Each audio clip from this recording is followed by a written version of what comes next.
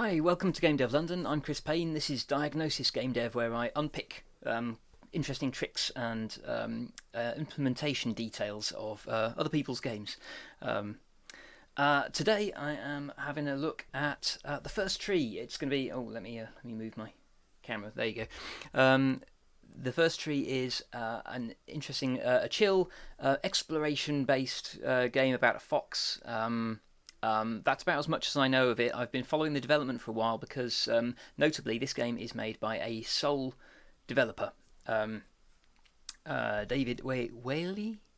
I'm not sure how to pronounce his surname, but he has done a great job of making a game entirely on his own and successfully promoting it. So I'm going to have a play of the first tree, create a new game, and I'm just going to have a poke around at interesting stuff that he's done.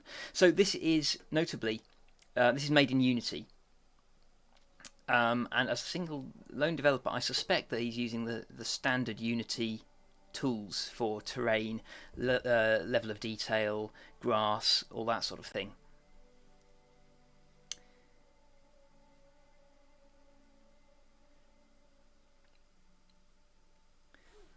It's a nice little animated intro. Okay, so I have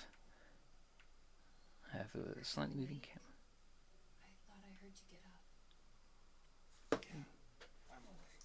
Sorry, I just can't sleep. Are you thinking about him? Yeah. I don't like to interrupt the dialogue, You get back to sleep, my love. I'm fine. but I think that you're not hearing the sound. What else is on your mind? Hang on a minute.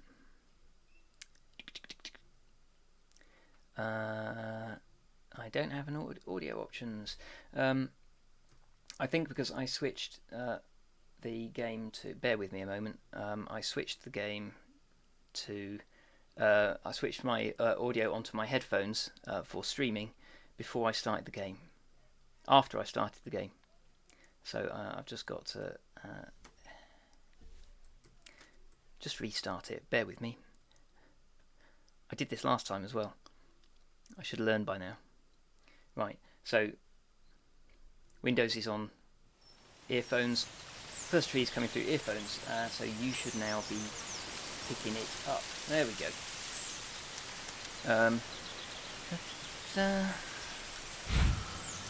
New game. Okay. So now you should be able to hear everything.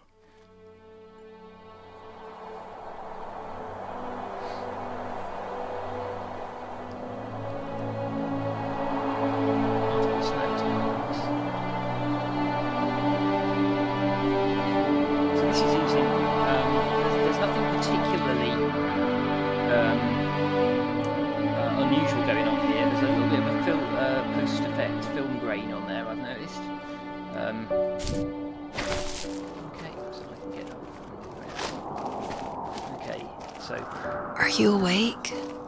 I thought I heard you get up. That's a lot of controls to Yeah, take in all I'm awake. Sorry, I just can't sleep.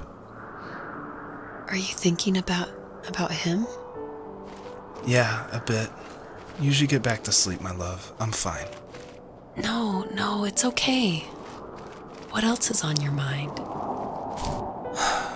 I don't know. It seems weird, but I had one of the most vivid dreams of my life. I saw a fox on a snowy mountain, just looking confused and worried. Those eyes. I can't get those eyes out of my head. She was running in the windy snow, looking for something. Do you think it has to do with you and what's been going on? I don't know. It was just a dream, Rachel. They're not meant to make sense. A lot's happened the past couple days, that's all. Well, if you're not going to sleep anyway, you should tell me. I want to hear. All right. Okay. So, I don't like to interrupt the voice acting. So, there's a bunch of things that I want to point out initially. So that's an interesting setup for the game. straight off the bat. So we're playing somebody's dream. So I suspect that this whole game is going to be allegorical from a narrative perspective. But just from a usability point of view, it's already taken away my list of button prompts. So I can move around and I can jump, and I can move the camera. I'm not sure if there was anything else that I needed to do. I can move the camera in and out. Okay.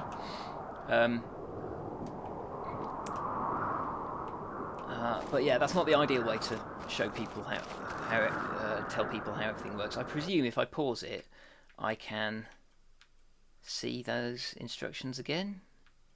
Apparently not. Commentary mode, subtitles, invert Y, back to game. No, I can't get the that's disappointing. I can't get that panel of button mappings to display again. So first thing that I want to note is the character movement feels a little bit off because he appears to be rotating around his pelvis, which kind of makes sense because usually, certainly in a humanoid character, you use the pelvis as the root of the character movement. It doesn't work so well for a quadruped, though, and it means that his forepaws are kind of like sweeping across the ground as I turn. But and then the jumping is looks a little bit odd for. That's a jump forward, but it plays the same animation as if I jump straight up. But minor niggles. Can I run though? Ha! There we go. I can run. That makes the rotation. God, when you're running, he rotates around his tail. That is a little bit much. Okay, so there we go. So there is an edge. I deliberately went the wrong way because I'm interested to see how the game is bounded. That is interesting. Look, what you can see there, I think, is that all live rendered or is that actually? I think that's live. It's just a section of the terrain. It's not been very heavily detailed because it's supposed to be background. So I am pretty sure that I'm supposed to head. Oh, okay, I will run. I'm supposed to head up this way.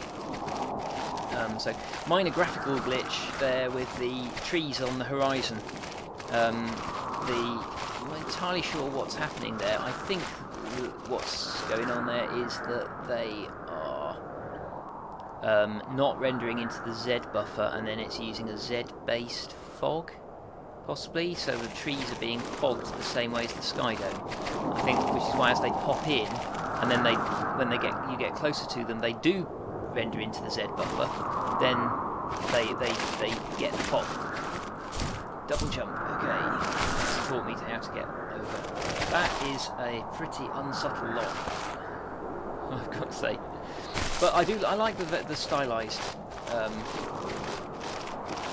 art style, which is a good choice as a solo developer because it basically means that you're deliberately going for a particular look. It doesn't have to be realistic, so you can choose how much or little detail you want to put into things like grass and so on. So like nobody would call that grass realistic, but it's impressionistic. It gives the I like that the footsteps change on different surfaces. That's good. There we go. Oh no.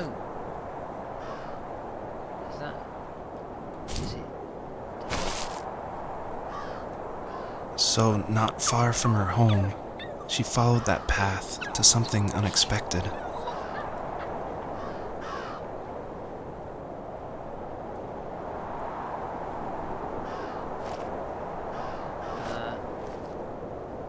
I think it's dead. That is sad. But can I do anything? I don't think that I can. Run around. Okay. I'll just have to leave it, I guess. I'm gonna fuck. This looks like it's a sort of road. She couldn't stay, though. She had to find her other two children. So she took that path. She followed it towards something ancient. Something with answers. Ah. Oh, this reminds me of Journey, with the big reveal of like the destination right at the end. There is the tree.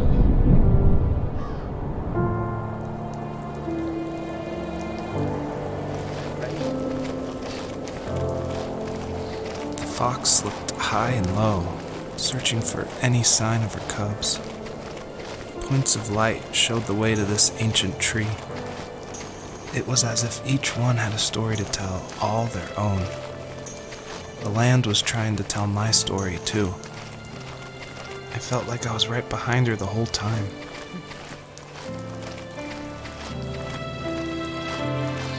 Okay, so this is interesting. I like what he's done here with.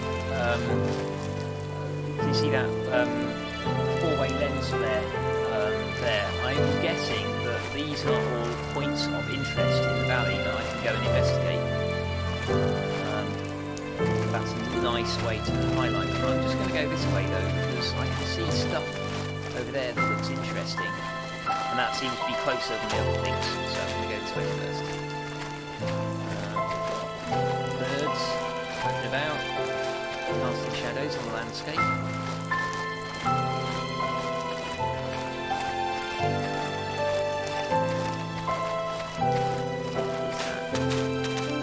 Some sort of like hotspot over there, and it looks like a playground slide over there. Not sure what that's doing there.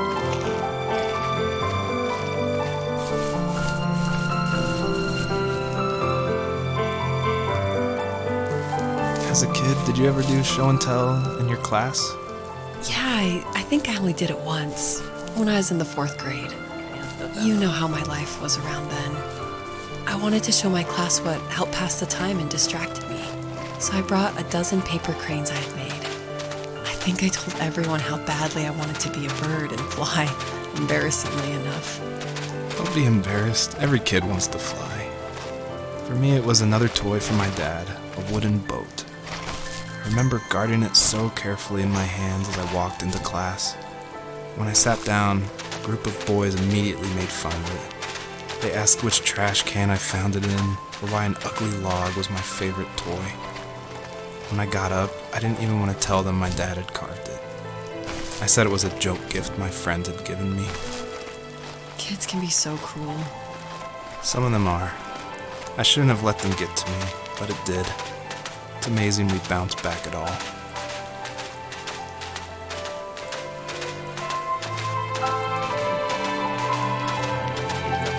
So there's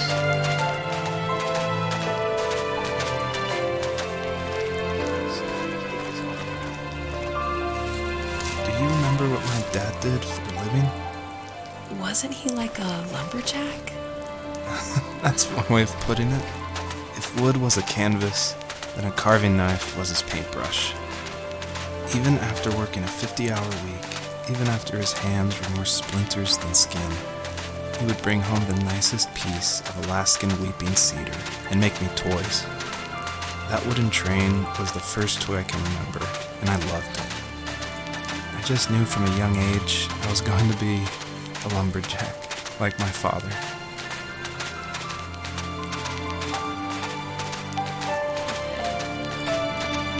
So I'm digging up children's toys. There's definitely suspicion I can climb up these rocks to the top. Oh, that's interesting. I'm sliding off. Okay.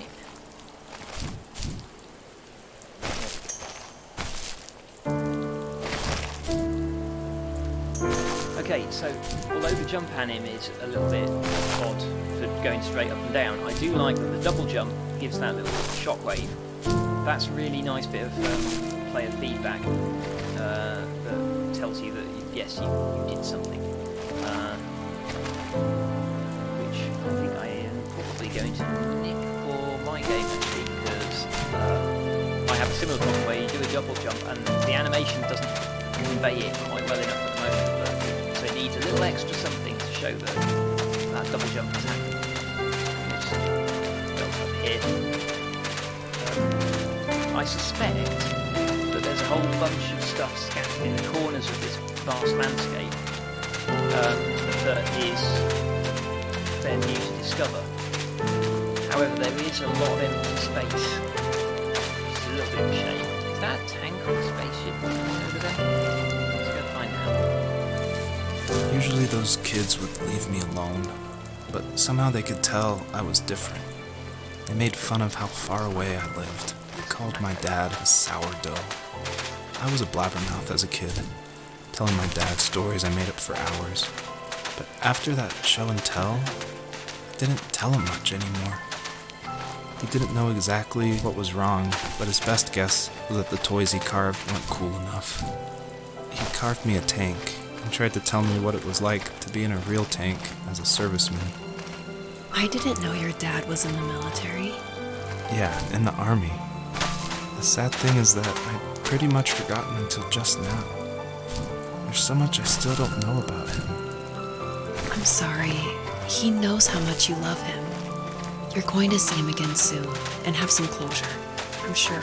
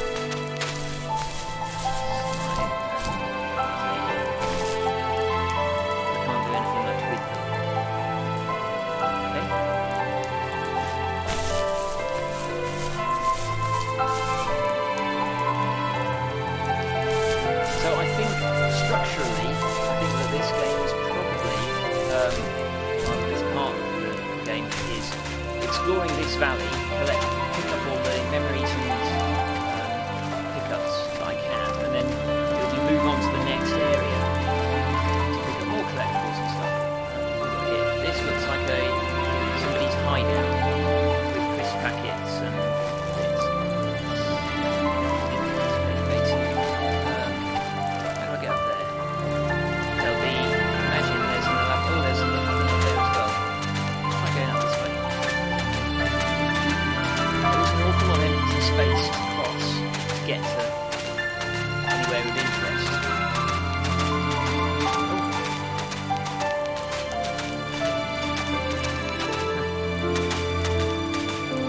Cardboard, decorated cardboard box, so that there's obviously like the childhood toys and stuff in. That will change over the next few levels.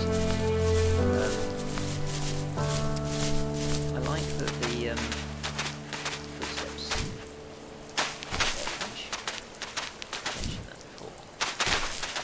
There we go, that's another memory trigger.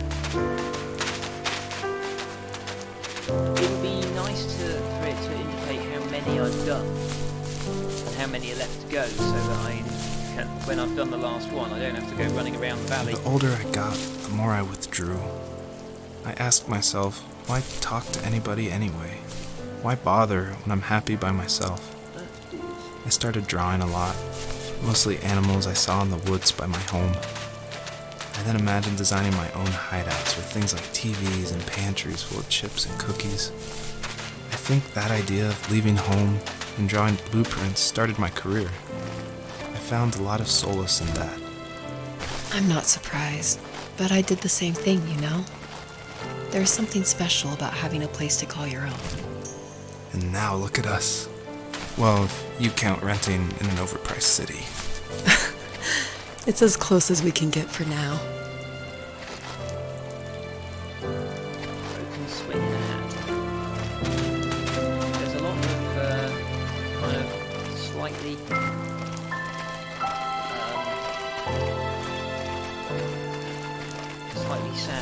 childhood memories dotted around it. They've all got this interesting sort of purplish shader on there. I think that is intended to indicate that they're not really there.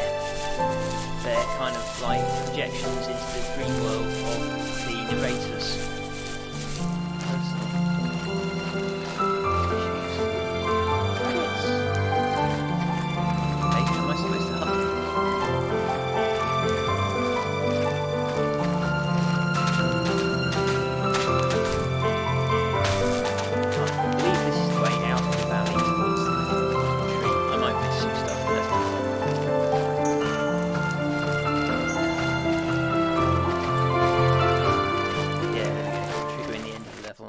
Loading the next set.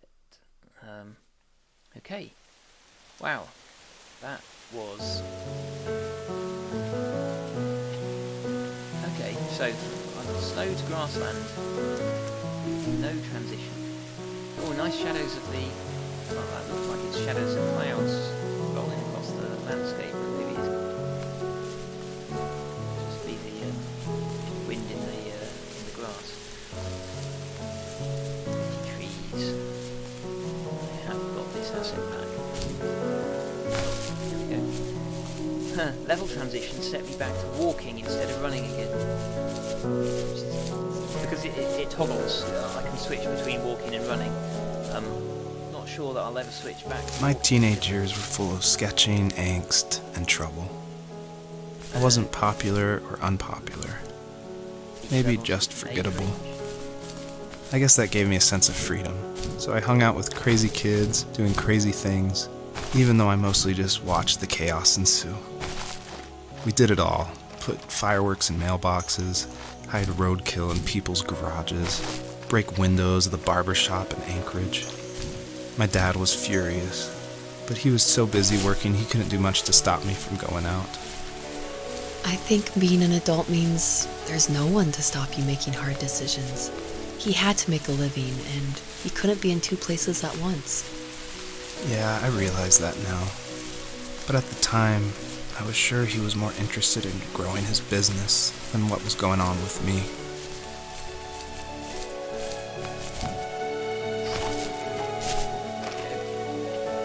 Butterflies and double jump. Not seen any butterflies.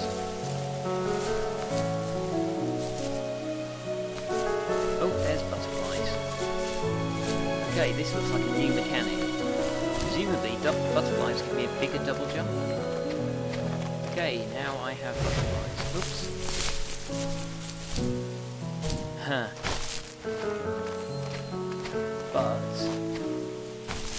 they go as soon as you first jump, so I have to use them the right way.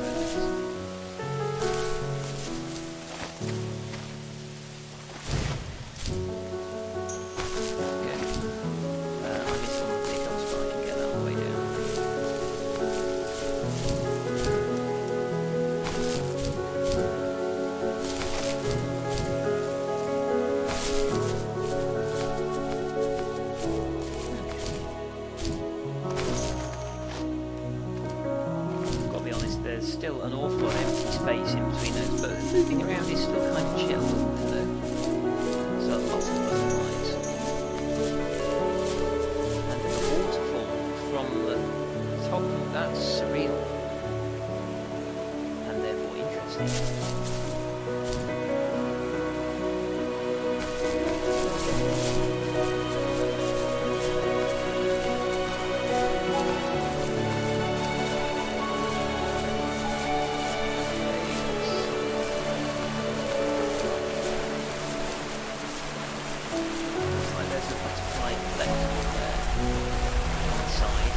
I think I might be able to hear it.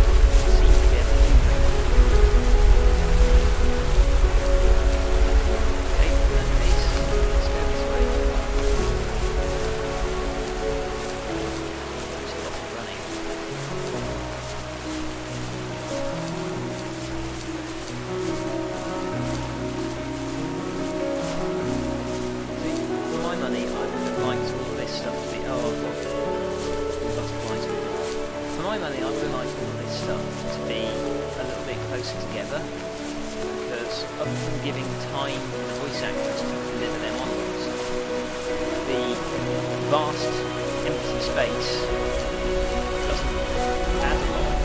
It would look just as pretty if it was a little more compact.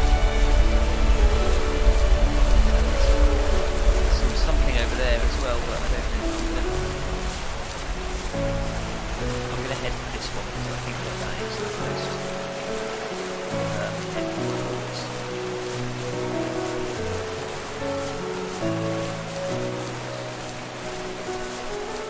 I like the idea of bringing butterflies with you to give you a double jump. I think it'd be nice if they were following in a slightly more natural behaviour. So, okay. Oh, I've got to collect 3. Oh my god. If only I'd walked that close the first time, then I would have known that I had to get 3. Okay, so because I lose them as soon as I jump. Yeah. And they return to their origin. Okay, so there's one under that rock, there's one here, and there's one up there. So I've got to collect them in the right order, because if I need to jump to get those ones,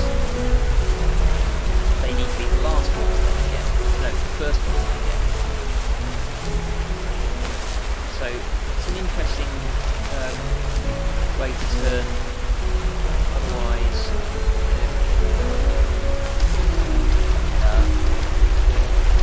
just a way to make a pretty good puzzle out of a straightforward mechanic. I hope I can get one.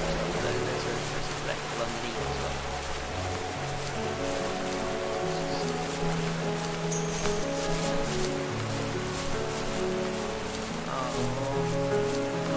Oh yeah, wait, maybe I'll go. No? Oh, can I crouch? Yeah. Cheesed it. There we go.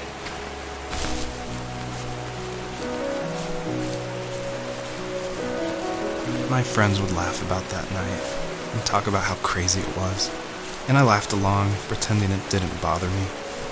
But it did. I imagined my friends growing old in the bush, unable to find that thrill in those godforsaken ice fields.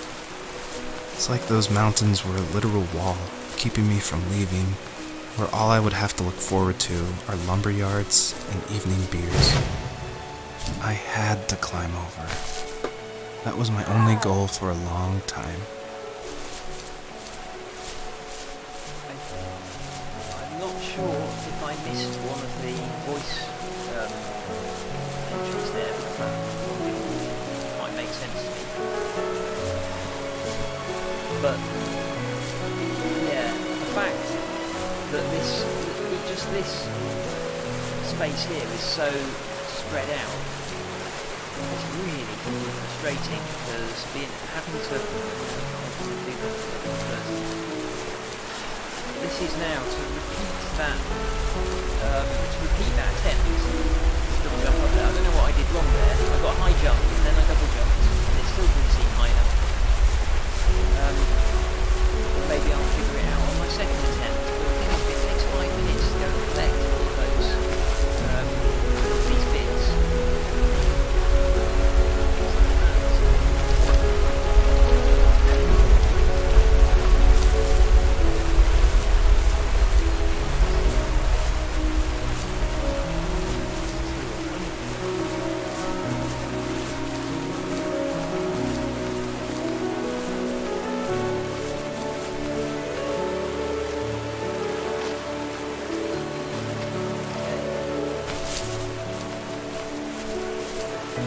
Nice god rays. Except the god rays are not coming from the sun, they're coming from the clouds? Centre of the screen? I mean, in fairness, there's some of the screenshots that I've seen of this have got god rays at 90 degrees to each other, which demonstrates like a clear commitment to style over accuracy. Right, so there we go.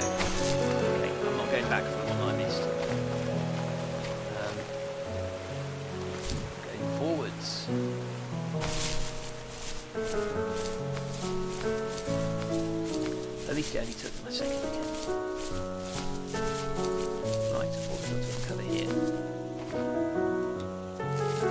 If there was some way I could take my love of drawing and turn it into a way of escape, nothing would make me happier. Let's head for that one. I wanted to create instead of tearing trees down. I wanted to move to the lower 48, not because I hated it there in Alaska, but I hated the idea of it. It's like all of that spite inside me had created this monster which followed me around my whole teenage years.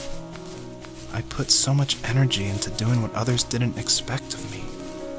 Why did I do that? There's one fact you're forgetting, though.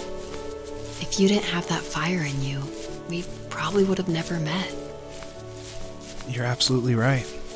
Maybe the destination is all that matters in the end. But then why am I awake? Why am I seeing this fox go on her journey? And why can't I stop thinking about my dad?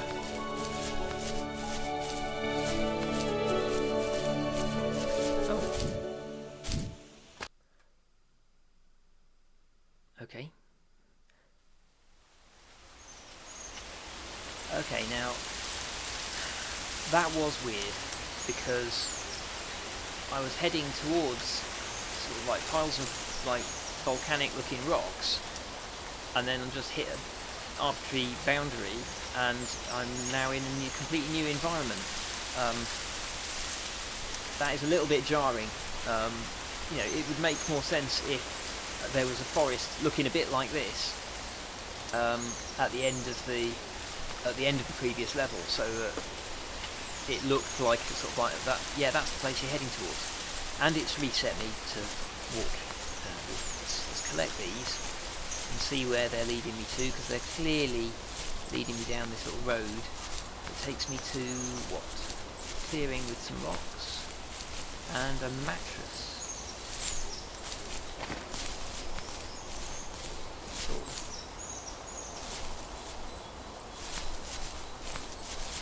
Okay. There's probably some more stuff to explore down there, but honestly, I'm not feeling particularly inclined to. The environments are so big, it almost discourages me from exploring. I want to go that way, really. Is that the tree? This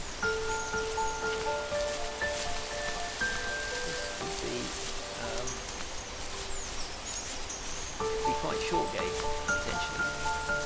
Let's go up there and see what that one is, because that's very clearly there's something worth. There we go, there's some, those things over there, those god rays coming through the trees, those I'm pretty sure are just particles, rather than actual volumetric light rays. And they look cool. Let's dig this up. My dad built a lot of stuff in his free time. If he wasn't watching fly fishing or reading Tom Clancy novels, he was carving something. He made tons of birdhouses. Not that he was into bird watching, but I think he really missed working and adding on to the home. If he couldn't afford the time to build onto our own house, he would have to settle with watching birds move into their little homes. We kept an old mattress in the bed of that ugly yellow truck, so we would drive it deep into the woods and then watch the birds fly into their houses while the sun set. Usually it was accompanied by venison jerky or a cold Coke, but not a lot of talking, which is how we both liked it.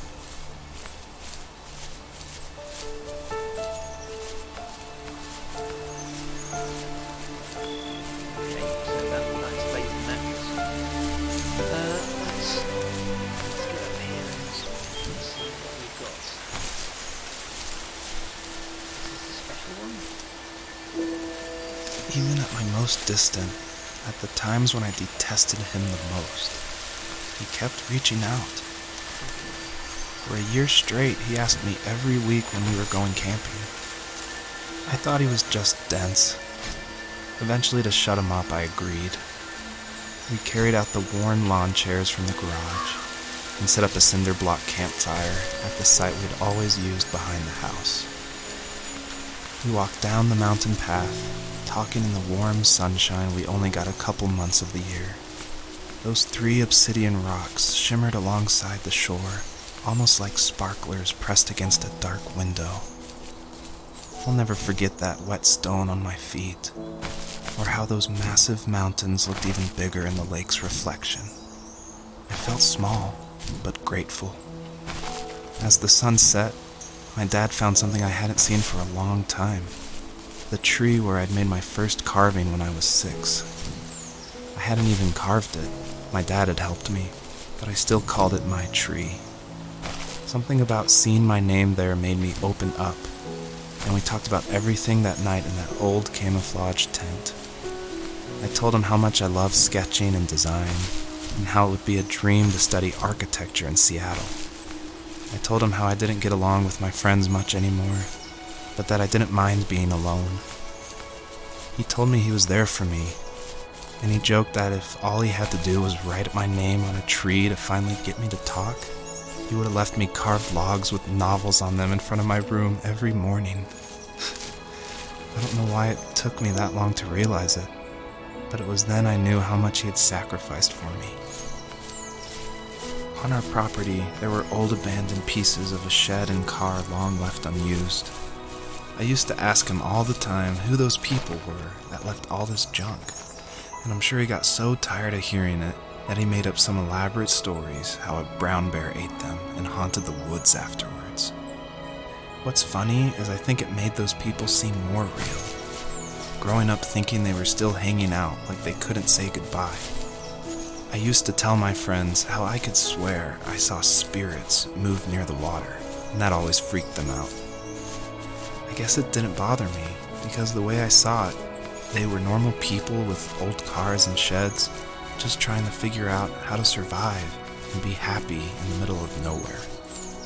It was a cool thought that they didn't want to leave, but you know, I was a weird kid. Well, you had good company since those ghosts liked living in a place where they were brutally devoured.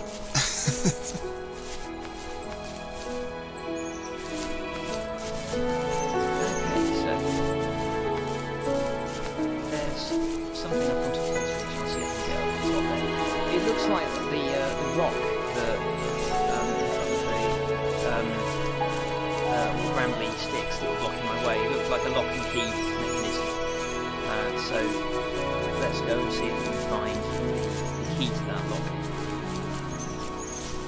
I don't know if I'm going to be able to get up here. Very nearly. Good grief. I might be able to cheese that.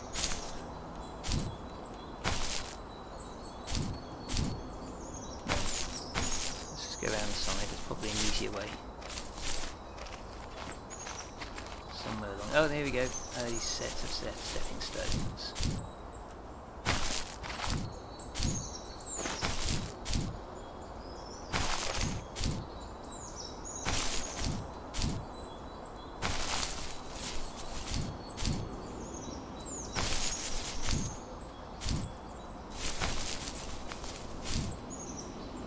Oh no! And I am wedged. Okay, that is... You would think... I think, like, Unity terrain's probably not the ideal system to build platforming levels out of, because obviously, like, that gap needed to be high up, but also, like, narrow enough for me to jump across. And combination of making it tall enough but high up, then there's no space at the bottom of it. Right, there we go. I'm not sure why my double jump didn't work. Right, so this is telling me that I've got to collect something else.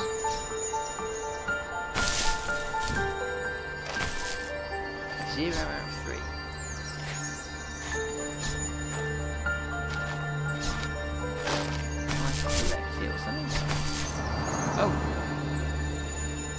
Oh, right, okay. So I did manage to collect it when it was up.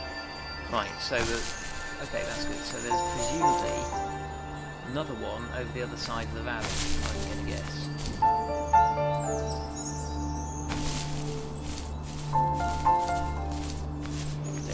of running. A lot of running in this. It's really pretty.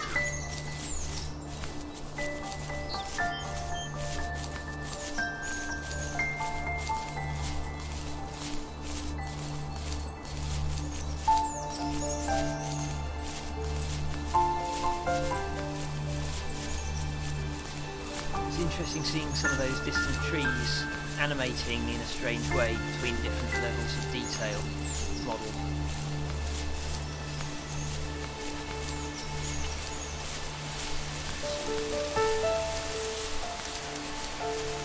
I think this is back where I started, so up there is the mattress,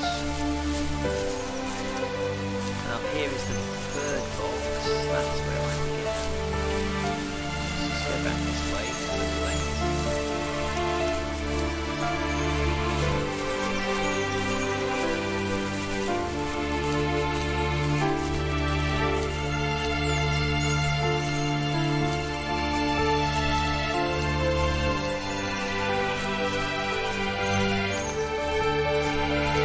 Certainly ambitious, creating quite so much space to fill as a solo dev.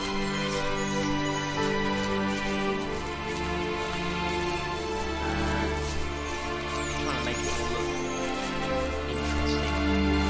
Oh, there's a boat. Right, okay, I don't think I've been here because there's some collectibles over there. There's a boat, but there's no glows near it, so I've seen that it's a boat. It will probably get referenced in voice log. I need to run. I need a button to press to make the run into faster run.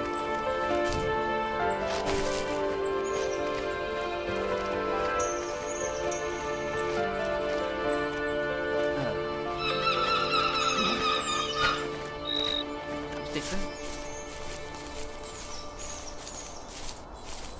Okay, there, look, there is a glowy thing. Let's head for that. This kind of reminds me of when I was playing Everybody's Gone to the Rapture, and I played the entire game walking slowly, because although I had tried every button to figure out if one of them was the run button, the run button didn't change your speed immediately.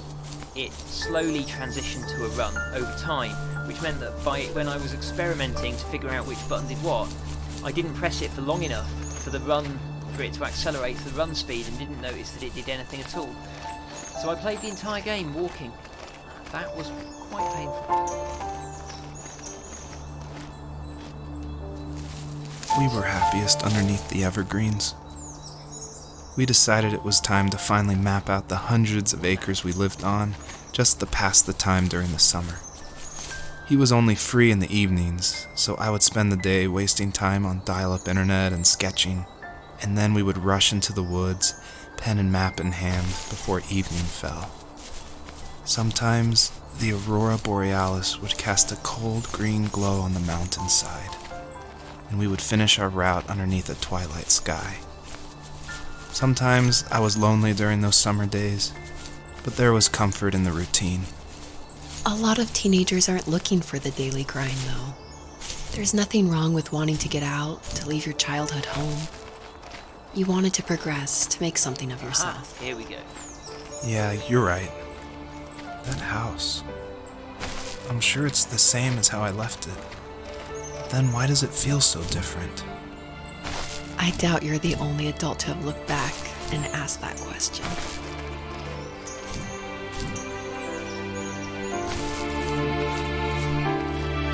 One of the things that is interesting with 3D platforming is a challenge, because not quite as bad as first-person platforming, which is a right nightmare because you can't see your feet.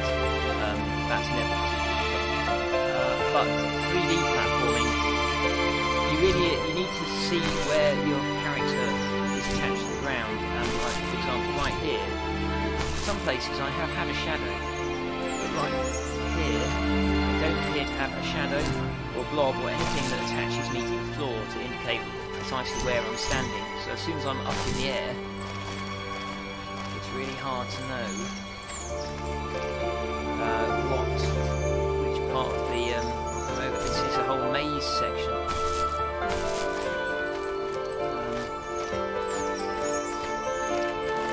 cliffs really are almost unnecessarily high to create a maze environment to explore.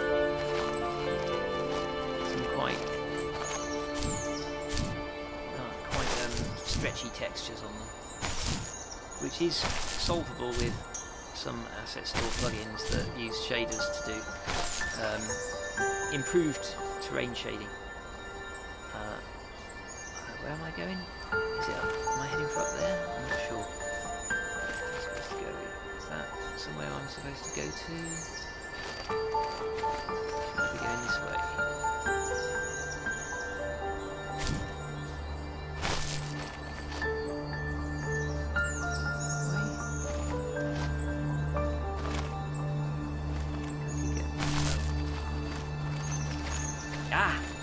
I'm trying to get here. Here we go.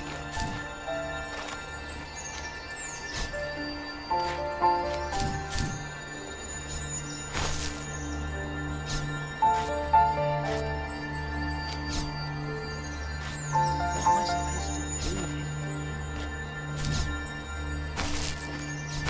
I did something at the last one that collected it.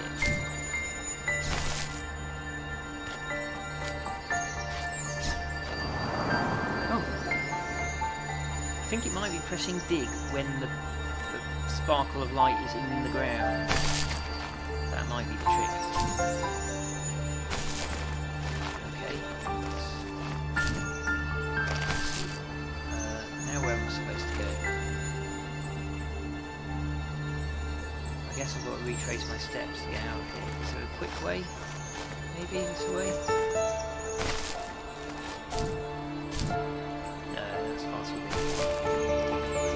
So huge, it's very difficult to get a sense of scale.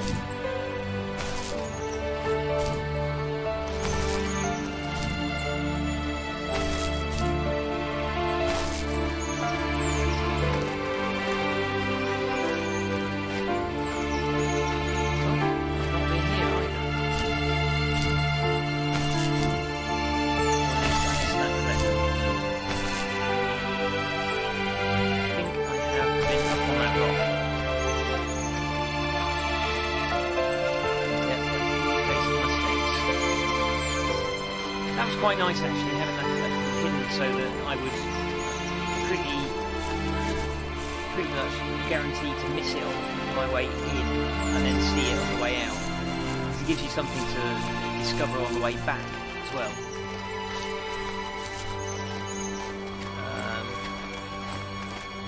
Oh, that's a different area, it looks like.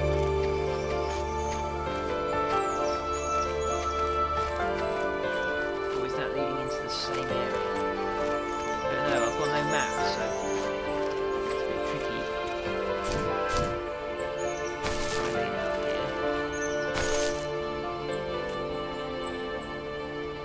here. Is that maybe just a clue to show me where I'm supposed to go into the maze? And now that I've done it, I don't need to bother. See, even that maze is just so vast.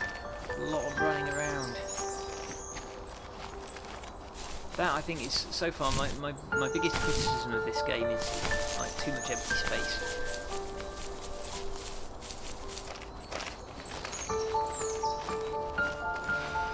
Let's see. So if I go back this way.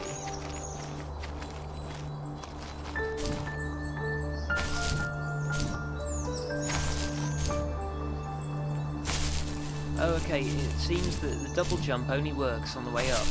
So if I once I start coming down again, double jump doesn't work anymore, which is an interesting choice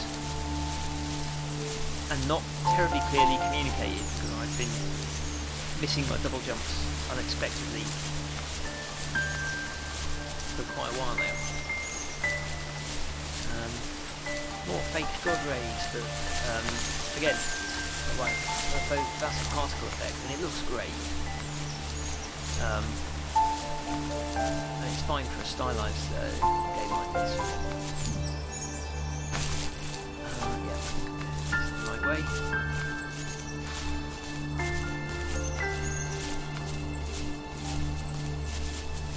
There we go. There we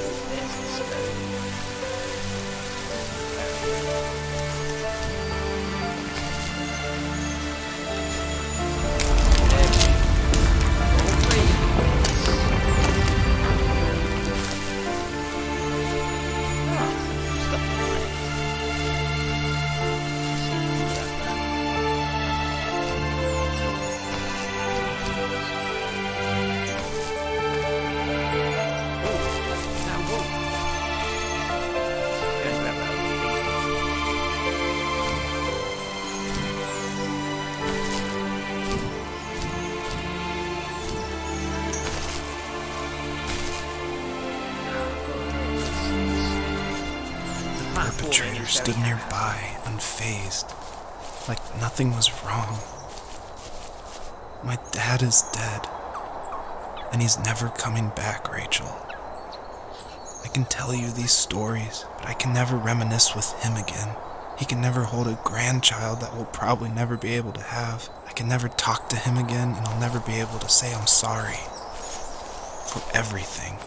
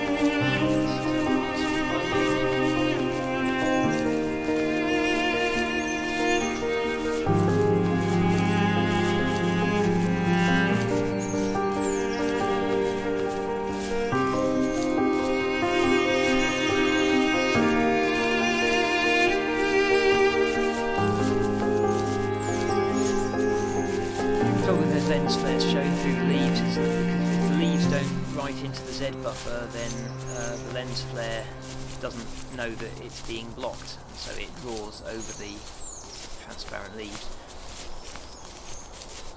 That's the difficulty with lens flares. I need to go to bed. I just can't talk about this anymore. Okay, what's that? Good night.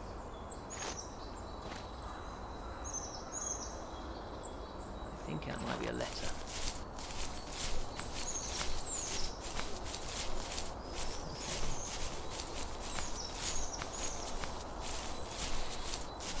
Does that mean that if he's not going to talk anymore, does that mean that we have reached the end?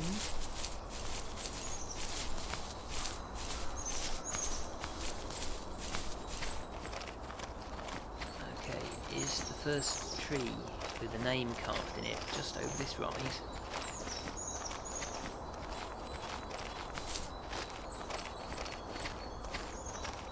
Wow, that was a lot of running to get a 6-second voice log and then a loading screen. Okay, now this is interesting. Now we're into a more surreal bit. Okay, so this is pretty. So here we have screen space reflection. Joseph, you can't go to sleep feeling like this. I think. Oh, no, I'm it's sorry actually a for proper everything, reflection. and I know you need space, but I'm here for you. You don't need to feel so lost. Joseph, have I ever told you what my mother was like?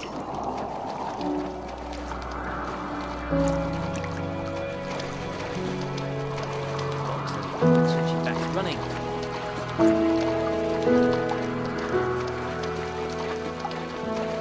The particles floating in the air are a really useful addition to make it feel like you're moving through space when very little else is changing because the sky dome reflections are just...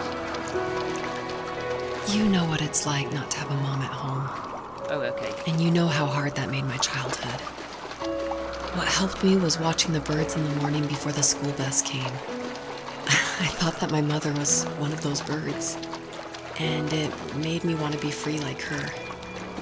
My mom taught me how to fold origami cranes while she was in the hospital, so I told myself I would fold one every day until I could fly myself. I think we both have always loved animals, and for me that love started with a dog.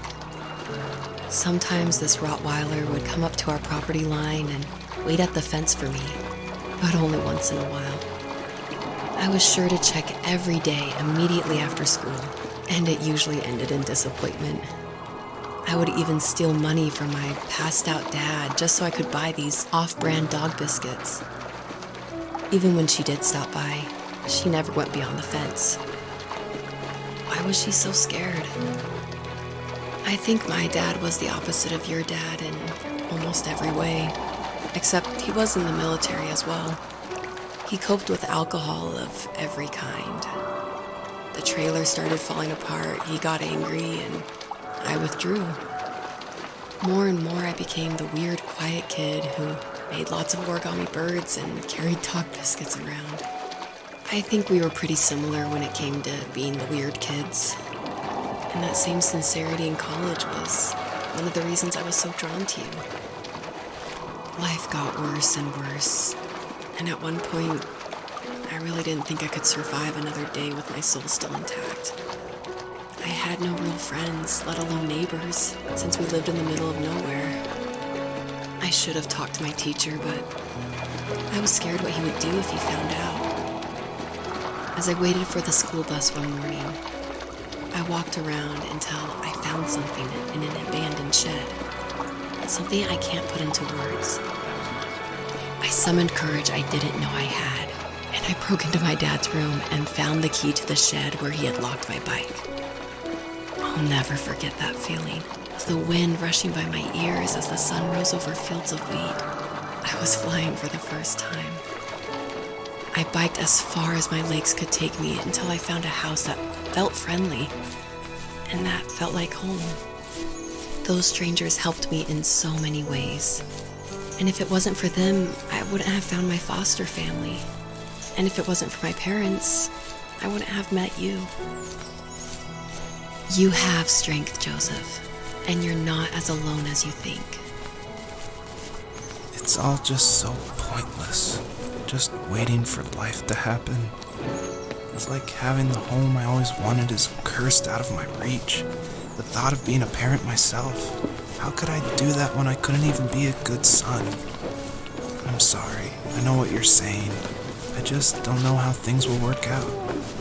These quiet hours will turn into years. We'll wonder which roads passed us by. Then we'll forge a new road together. Besides, I discovered for myself that one fateful morning where any hopeful road leads to. There may be thorns and mist, but it always leads to the same thing. And what's that? Family. I'm so glad that you're part of my family, Rachel. And I'm glad you're part of mine.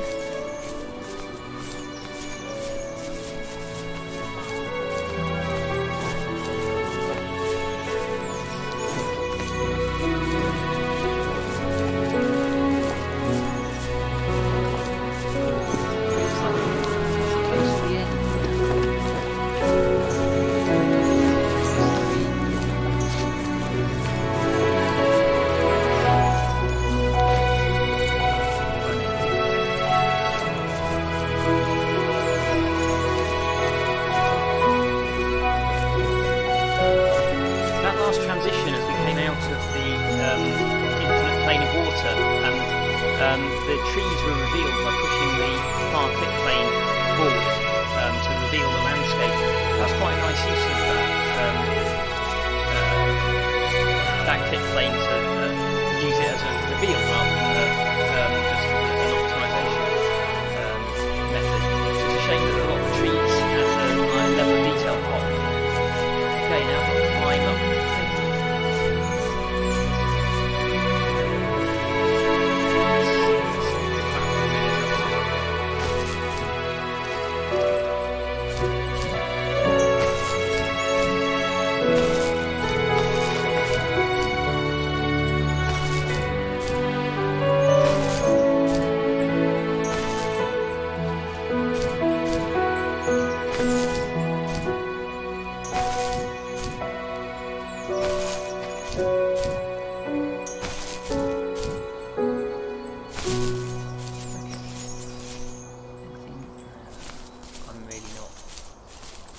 Inclined to go searching around for secret extras. I get the impression that there are a lot of like secret bits tucked into the corners. Oh really? Okay. A lot of running and then climbing a cliff to get to a loading screen.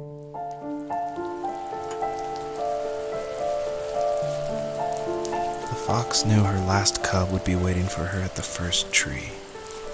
She was almost there. The rain cascaded onto the jade valley where the entrance to the tree was. Life was protected there, because that's where life began. It was now only a mother and a daughter left. Items from my life still dotted the ground as she moved closer to her destination and destiny.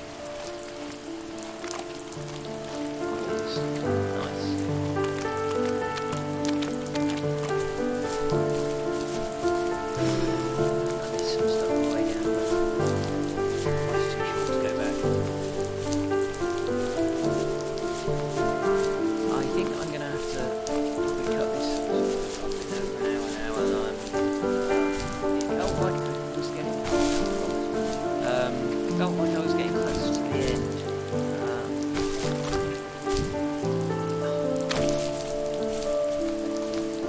Got a house up there.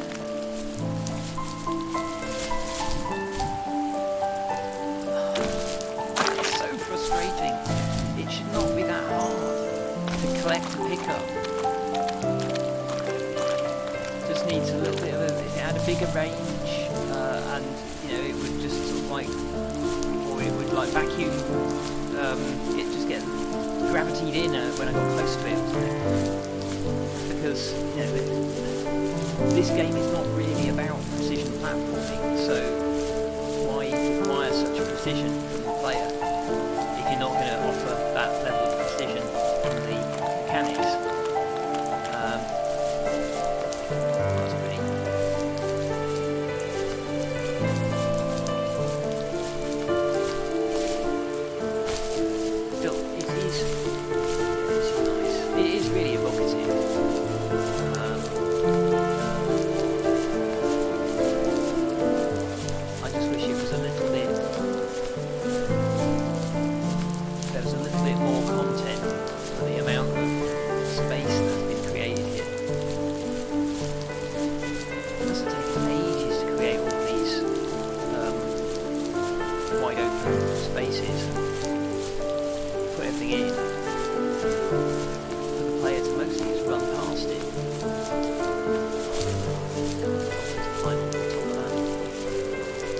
I think I'm going to have to leave it here because although it feels that we are close to the end of the game,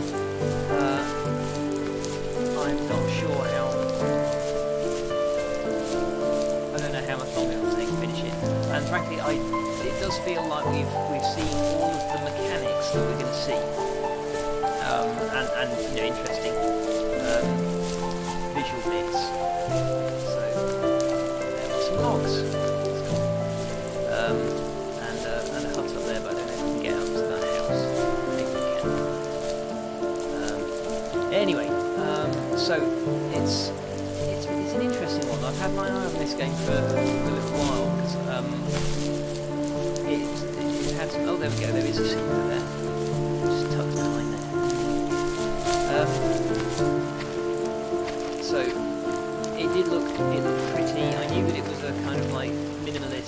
fantasy game, and it is pretty. So yeah, if you like, if you're interested in the story and you just want to explore a very large space, and uncover secrets in the corners, it's pretty cool. But yes, it is a game that requires patience. So, I will sign off now. Thank you for watching. This has been Diagnosis Game Dev. We are Game Dev London. If you're interested in more stuff about games, join our community on the Discord. You can find links to that at gamedev.london, and I'm on there. I will, and a whole bunch of other game developers sharing stuff that they're working on, comparing notes, and so on. So feel free to dip in there and say hi. Until next week, adieu.